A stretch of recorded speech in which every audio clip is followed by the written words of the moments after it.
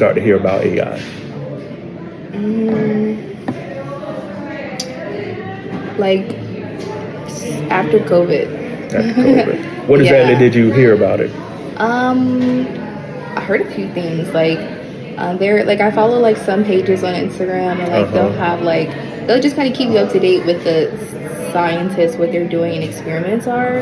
And I've just seen a few things that was kind of trippy and like sometimes I like just read up on it. So yeah, that's where it kind of started. They said they were like working on like DNA. I just saw something about like putting embalming people with like liquid nitrogen to like try to like recover their bodies later on. Like it's just like you see something new every month. Every month. Yeah, that's one of the things that I'm glad that you stated, that y'all can still see me in the camera. I'm glad that you said that you're staying up to date. What are your top concerns? You listed one. What are some other concerns besides it not being regulated and it not being on autopilot?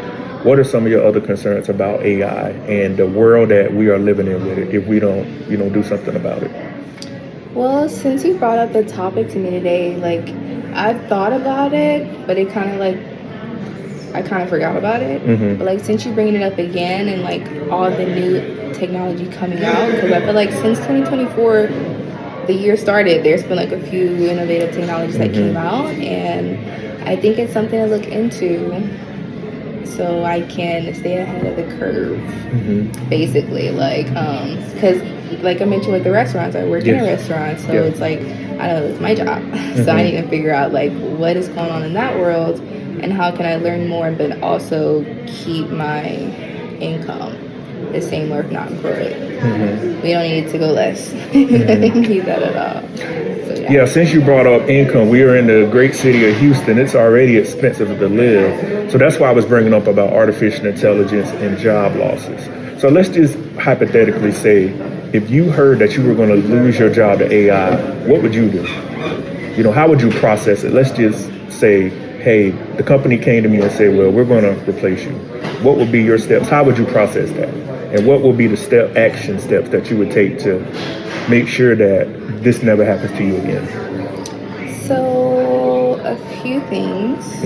So I would have a conversation with my managers and be like, hey, like, was this a process that we were in the making for a while, or is this something immediate? Like, why wasn't this discussed with the employees, especially, if you have responsibilities to take care of, like it's family, or even just yourself having a roof over your head and just not having a job like that. It's like, it's traumatizing, no one wants that. So I would definitely ask, was this conversation a long time in the making, or was it just immediate? Like, what's going on there?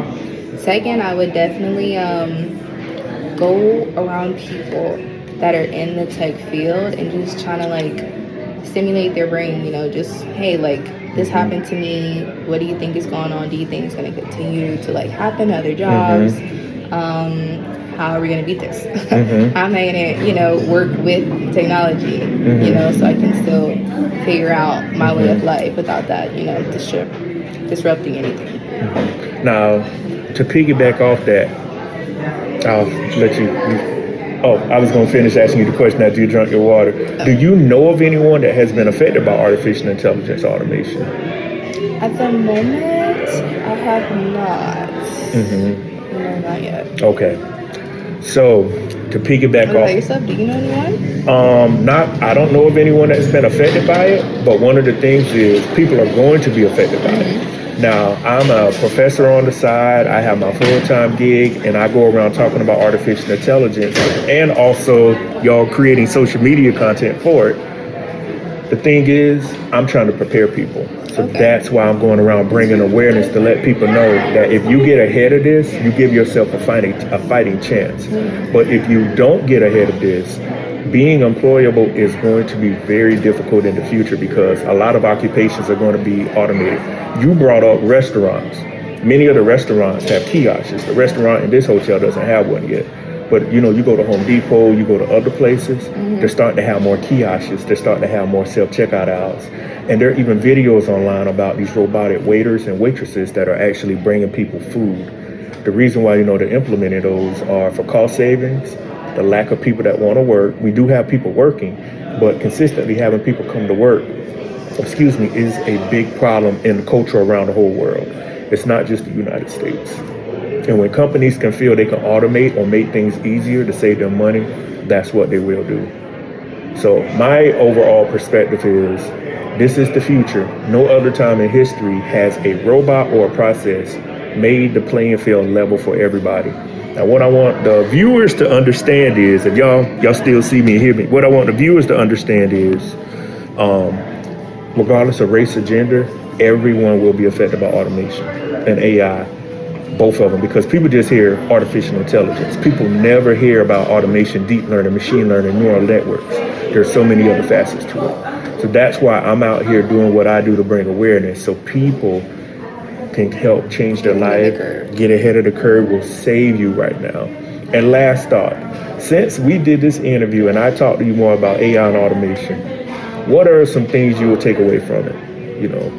Honestly, it just gets me thinking about my future. Like, I know eventually I want to just work in tech because that's something I'm passionate about. So it's just like, with all of these new things coming out, I think like I said, do the same two things, or one of the things I mentioned earlier, like just talk with people that have similar mindsets about future business, just like staying ahead.